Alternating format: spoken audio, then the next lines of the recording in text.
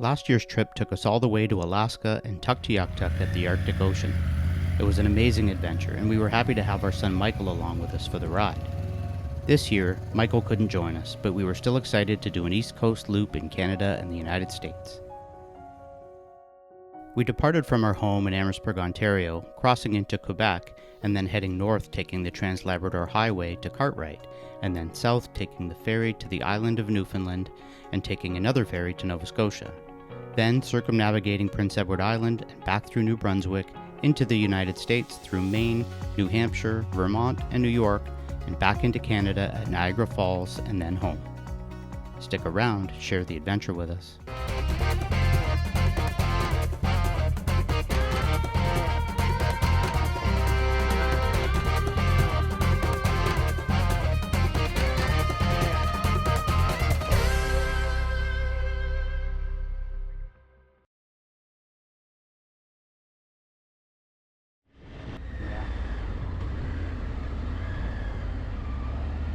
That's not where Garmin is taking us. Today we would visit the Titanic gravesite, then Peggy's Cove, Lunenburg, and finally to Thomas Raddall Provincial Park. We visited the Fairview Cemetery, where about 150 of the 1,500 people who perished in the Titanic disaster were laid to rest. It was an eerie feeling walking among the graves of those lost. We found the gravesite of J. Dawson, but it turns out that this gravesite actually belongs to Joseph Dawson, who worked in the ship's boiler room as a coal trimmer, not the main character in the hit movie. We headed out of the city and made our way to Peggy's Cove as our next stop. While incredibly beautiful, this place was way busier than I expected it would be.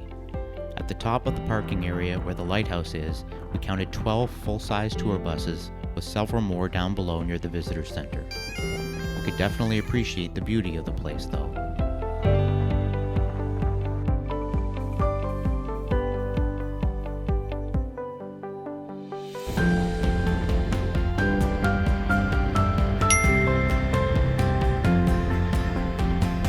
Continued along through Mahone Bay with its beautiful churches and quaint downtown.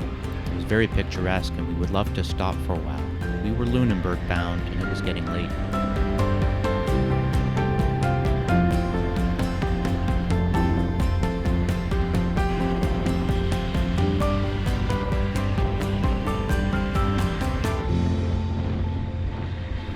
Lunenburg was a pretty town and also very busy. We finally found a parking space, picked up coffee, and strolled the shops on the hilly streets and along the waterfront. We were hoping to see the Blue Nose too, as it is berthed here. It's the ship on the back of the Canadian Dime. But it was anchored in Liverpool, so we didn't get to see it today. It was getting late, so we hit the road and followed the scenic drive to our camp for the night.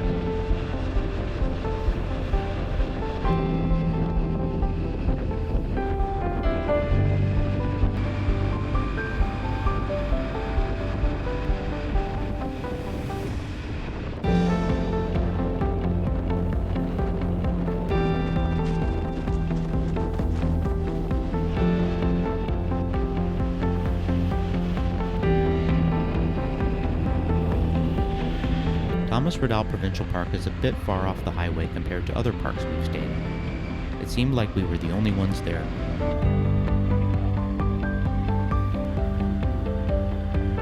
After a nice whiskey cocktail, we enjoyed a delicious steak stir-fry. The park staff were trying to trap a bear, so they let us store their food in their events building for the night. We didn't see Yogi, but he was definitely on our minds. What a beautiful campground. With no particular route in mind, we followed the coast as best we could and eventually decided on Ellenwood Lake Provincial Park for the night.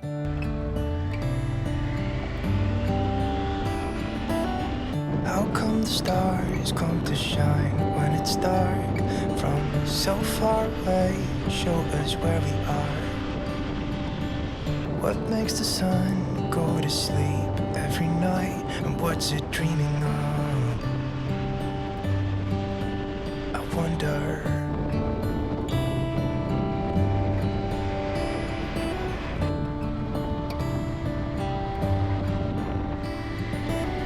How come the sky sometimes hides behind the clouds? Maybe it's just like me, a little bit scared of heights.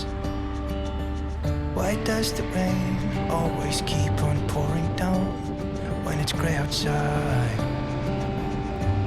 It really makes me wonder. Yeah, it makes me wonder.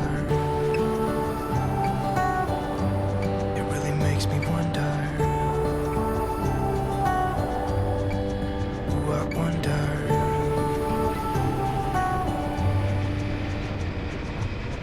How come the trees get undressed when it's cold? And don't they miss the leaves they left behind? We stopped in at Sandhills Beach Provincial Park for some lunch as the sun came out. Until winter comes, until winter comes. While Leslie got caught up on some work and phone calls, I took a walk to check out the beach. It was a rocky beach and the tide was up. There wasn't much beach at all, but it was still a pretty view.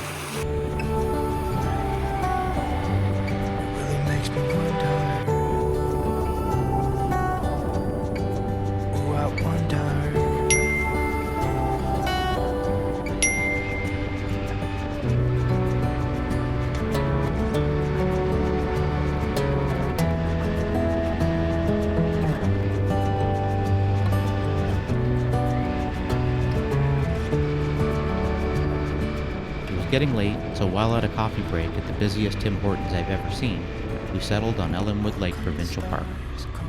Turns out that the woman in the Ellenwood Park office was a motorcyclist as well. They had some very nice walk-in only waterfront sites open, and she let us take our bikes right up to the site. So Steve, this is hammock number 2. This would be my favorite campsite so far on our trip. Right on the lake with a nice rocky beach, large flat site, water, and outhouse across the path, and nobody else around. It really makes me wonder. Yeah, I wonder. Yeah, it makes me wonder. After dinner, we relaxed by the lake. It was just beautiful.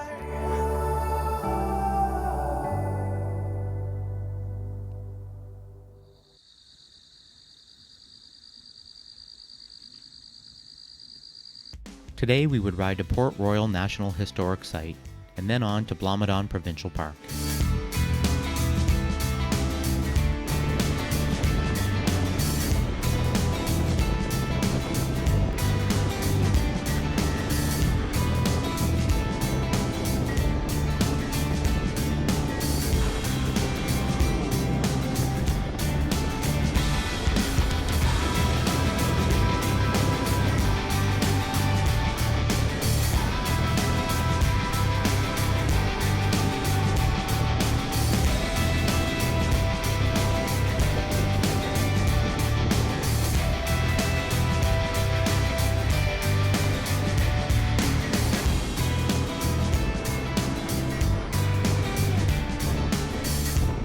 Around noon, we arrived at Port Royal National Historic Site. After a nice picnic lunch, we toured the reconstruction of one of the earliest European settlements in North America, where Samuel de Champlain lived in 1605.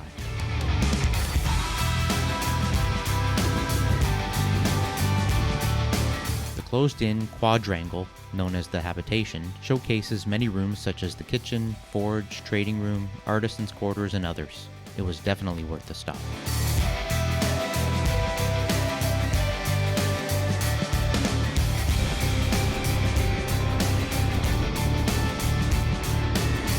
We were through with major highways for the day and took the 101 towards Blomidon Provincial Park.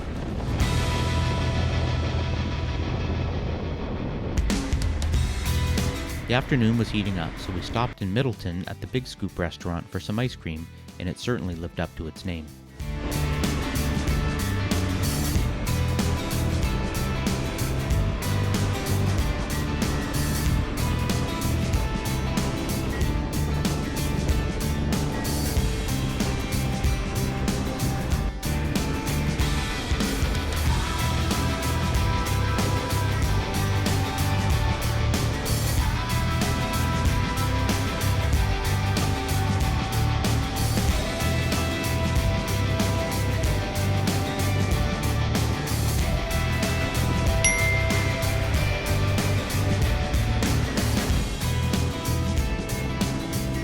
continued on through rolling farmland and eventually amazing views of the Bay of Fundy as we approached Blomidon.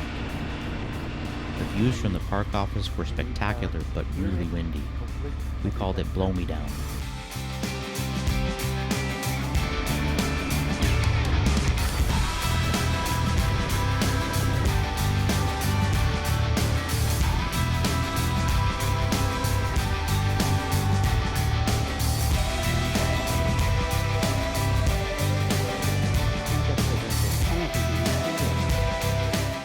We ended up with a noisy but decent campsite in the woods.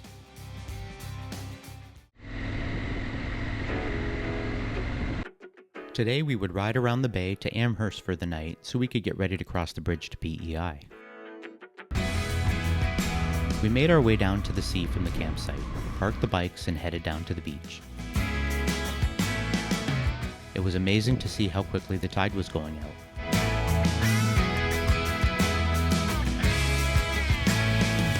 One minute my boots were in the water, and in less than a minute the water was 5 feet away from me.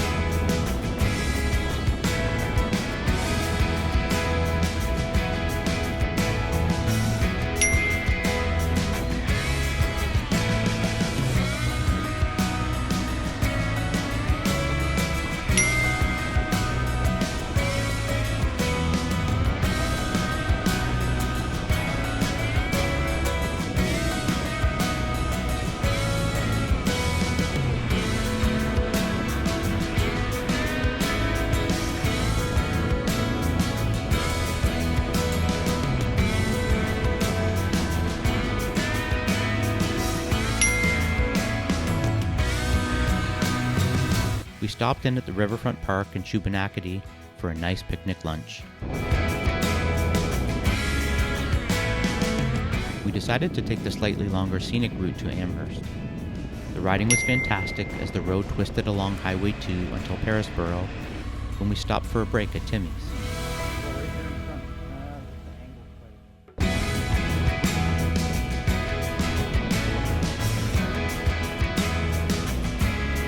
The road turned north as we continued on past farms and parched-looking rolling hills until we reached Amherst, where we got a room for the night at the Travelodge Hotel.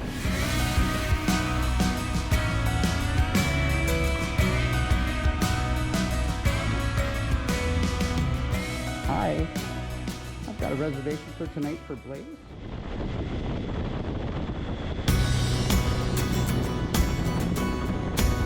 Today we were excited to cross the Confederation Bridge into PEI and hopefully make it to Panmure Island Provincial Park. We loaded up quickly and hit the road to take advantage of the zero wind conditions for crossing the Confederation Bridge to Prince Edward Island.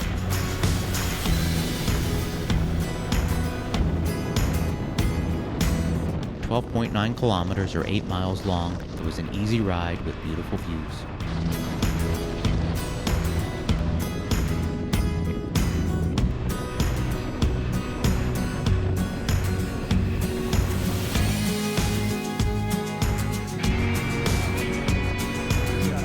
We started our island tour by riding the Central Coastal Route.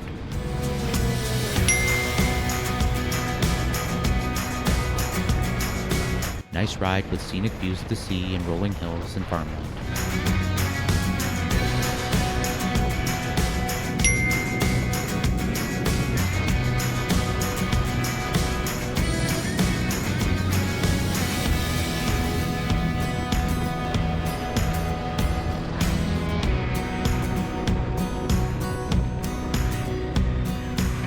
Eventually, we found ourselves in Charlottetown, where we checked out the very nice waterfront parks, cruise ship tourist area, and stopped in at Hunter's Ale House restaurant downtown for some lunch.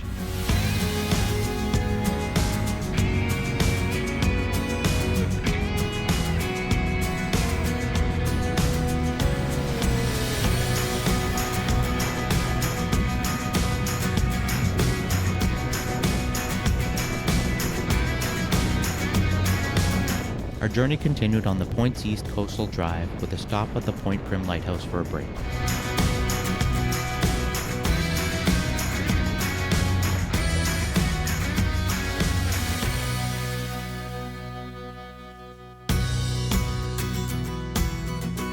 Built in 1845, it was the first lighthouse in PEI.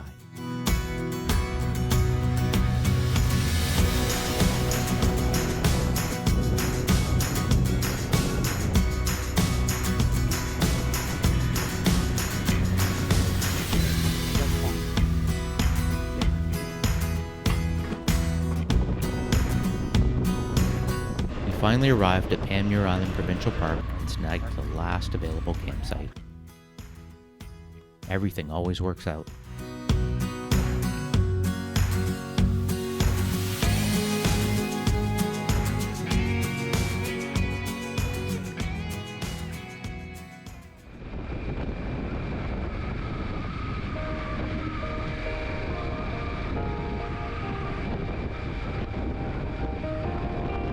Today we would enjoy exploring the PEI coast and stay with another bunker host in West Covehead for the night. First, we would check out the rest of the Panmure Peninsula, including the wooden Panmure Island Lighthouse built in 1853.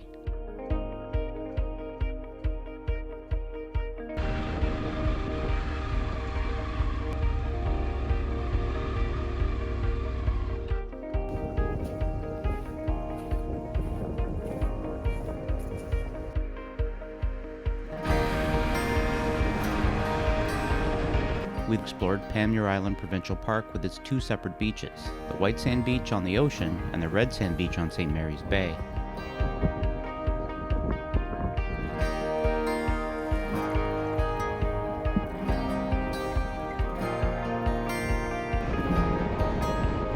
We hit the road for a very short ride to Montague.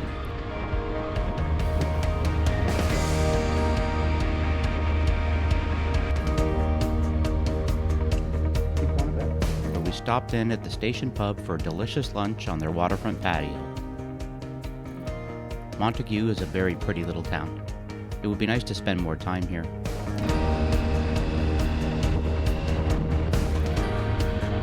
After picking up some groceries, we moved on along the coast through some picturesque small towns like Georgetown.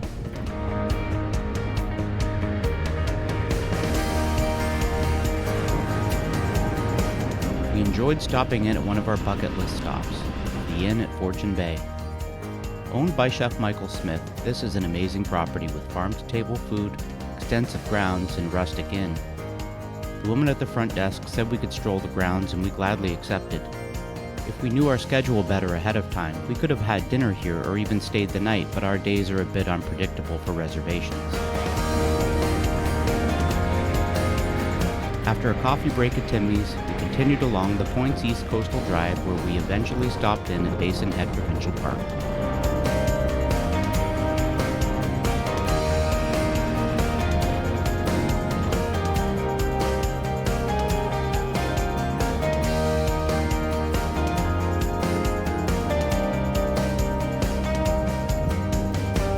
We headed down to the beach where we enjoyed watching the kids jump off the bridge and float down the river to the beach.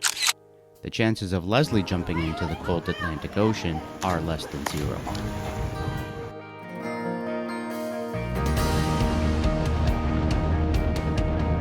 We decided to stop in at the East Point Lighthouse for a break and check out the gift shop.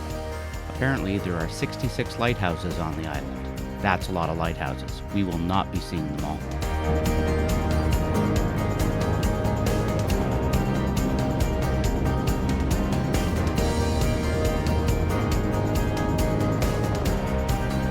Stopped in at St. Peter's Bay for dinner at the Seafood Shack before continuing on to our destination for the night.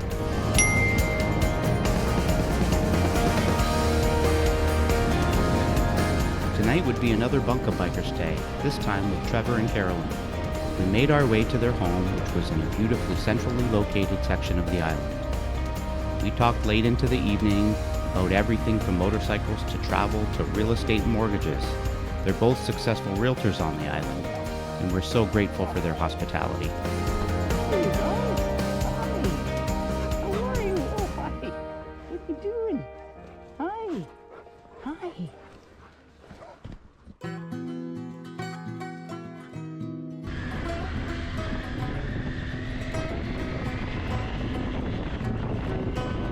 Today we would make our way along the north side of the island to Jacques Cartier Provincial Park. After a delicious breakfast, we said goodbye to Carolyn, and Trevor offered to take us on a tour of some of his favorite areas. We couldn't turn that down. Trevor led the way on his Suzuki V-Strom as we rode along scenic roads, including through Prince Edward Island National Park and its amazing sand dunes, and the apocalyptic ride through devastated trees along the shoreline from Hurricane Fiona in 2022.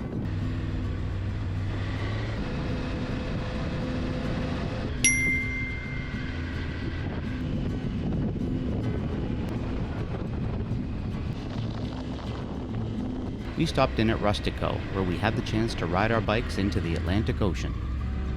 Oh, it's slick. Be careful. Wow, what an amazing view on the way here. You live in a pretty incredible place. Oh, it's amazing.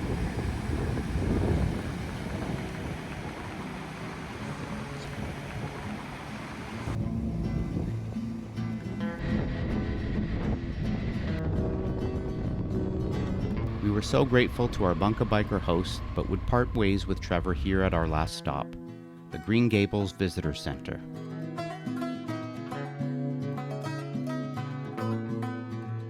My mom is a big fan of the Anne of Green Gables books by Lucy Maud Montgomery, so after exploring the exhibits, we picked her up a souvenir, had some lunch, and hit the road.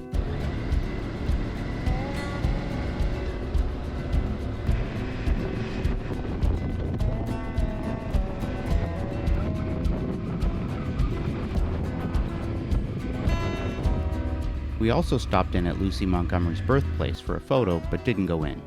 The road was calling.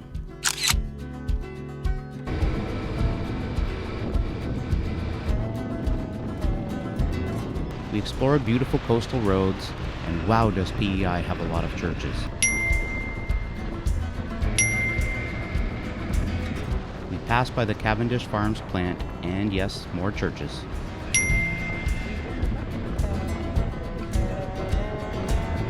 After a month on the road and a dip in the ocean, it was time for a power wash. I was careful with the kickstand this time.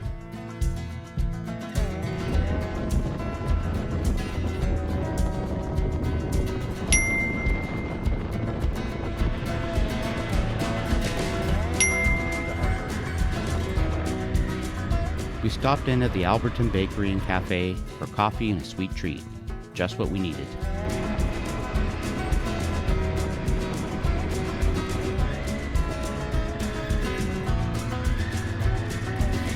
Rolled into Jacques Cartier Provincial Park in the early afternoon. We found a good site with a view of the ocean and some privacy, nice and close to the comfort station.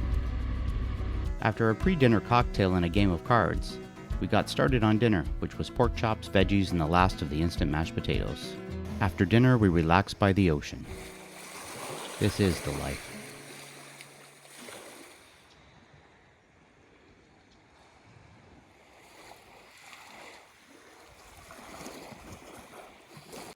Today we head to North Cape and then follow the coast south to Linkletter Provincial Park.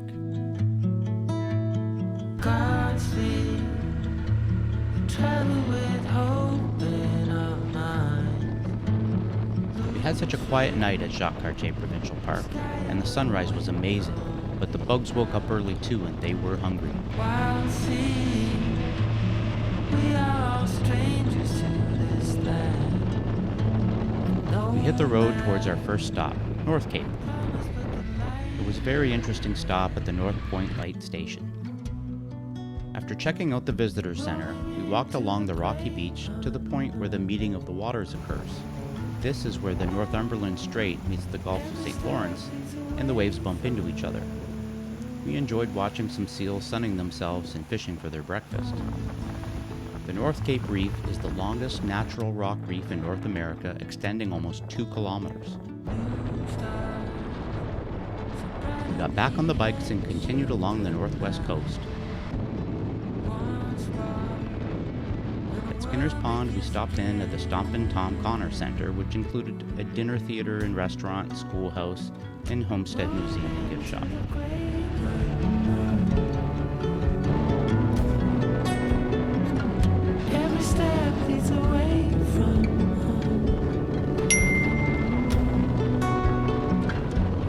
made it to West Point just after noon, so we had a nice picnic lunch and rode past Cedar Dunes Provincial Park to the West Point Lighthouse, which was built in 1875 and is the island's tallest lighthouse at 20.6 meters or just over 67 feet tall.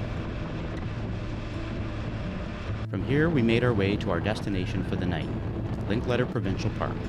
Unfortunately, or fortunately for Leslie, the road was closed due to construction just before the park, so we had to detour around, which led us right to Sonny's Dairy Bar where we enjoyed some ice cream.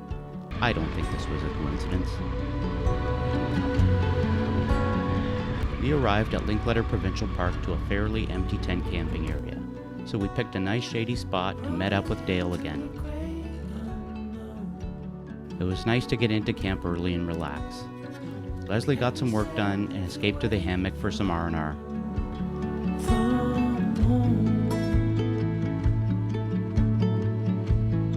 Dinner was steak fajitas with rice and was bug-free. After dinner, we headed down to the beach and enjoyed our last beautiful PEI sunset.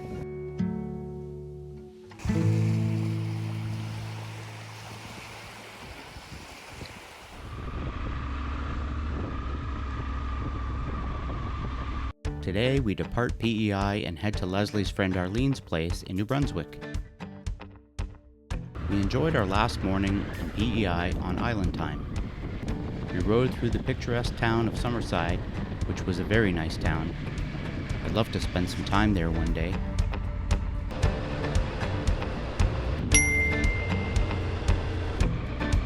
We followed the coast back to the Confederation Bridge, paid our toll, and enjoyed another spectacular view.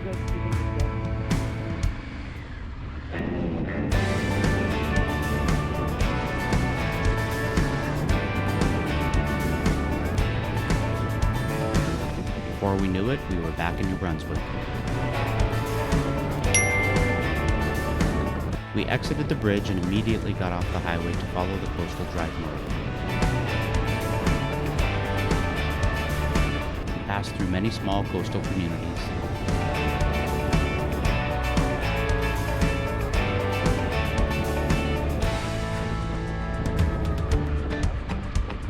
We stopped in Shediac for a photo with the world's largest lobster and had a nice picnic lunch.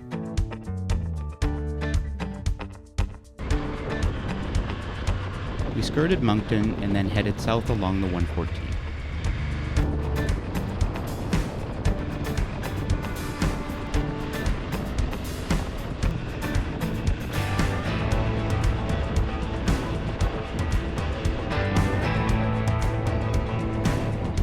We needed a break, so we stopped in at Hillsborough at the Cinnamon Soul Cafe for a cinnamon bun, coffee, and raspberry lemonade. What a cute place.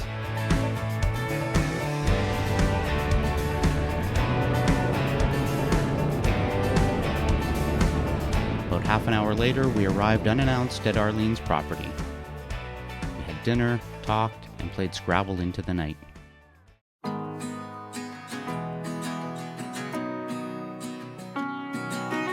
Today we would take a rest day here with Arlene on her huge 40-acre country property.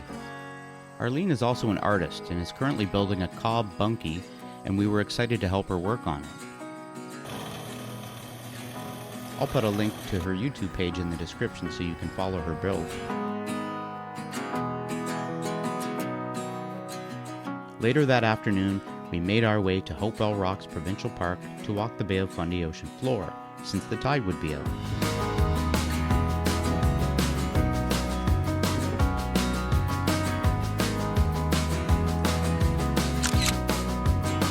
We managed to get in on a kayak tour tomorrow morning when this whole area that we were walking would be covered in 23 feet of water under our boats.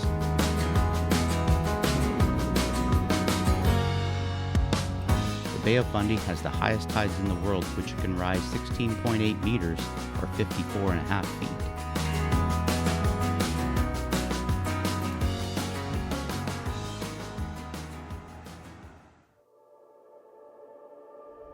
After a good night's sleep, we headed back to Hopewell Rocks Provincial Park and joined our kayaking tour with Baymount Outdoor Adventures.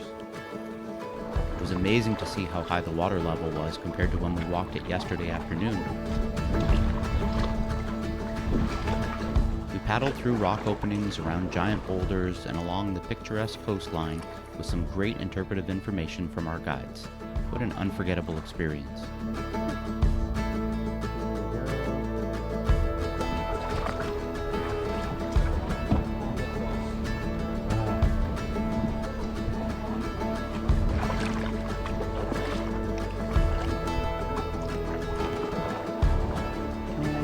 Now hard right.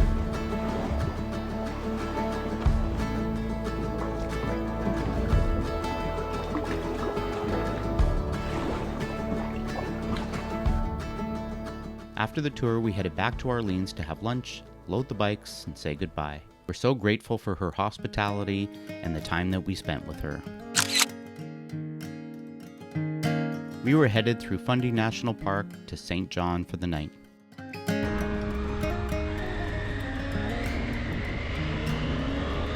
We continued westbound on 114 towards Fundy National Park.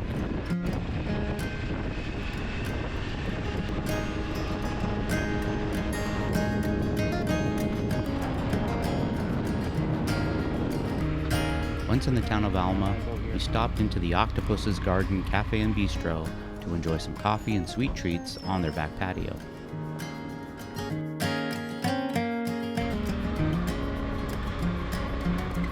From there, we crossed into Fundy National Park.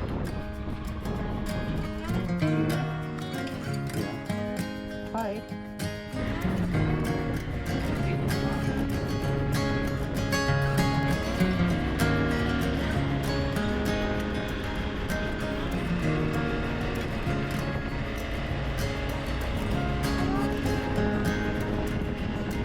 We then took the Fundy Trail Parkway for an amazing ride along the coast. Fortunately, we had an SD card problem in the GoPro and lost some beautiful footage.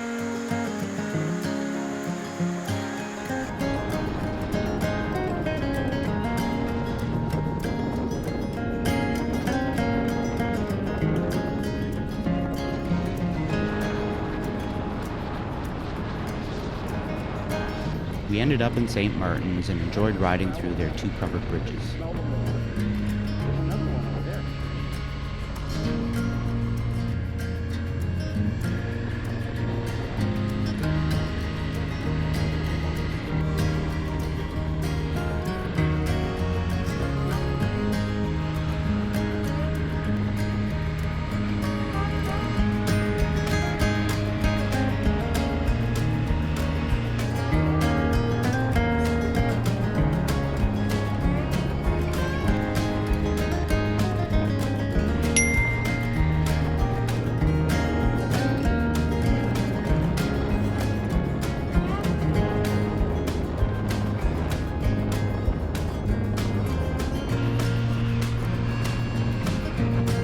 Finally pulled into the city of St. John at the Best Western Plus Hotel and enjoyed a nice Swiss chalet dinner.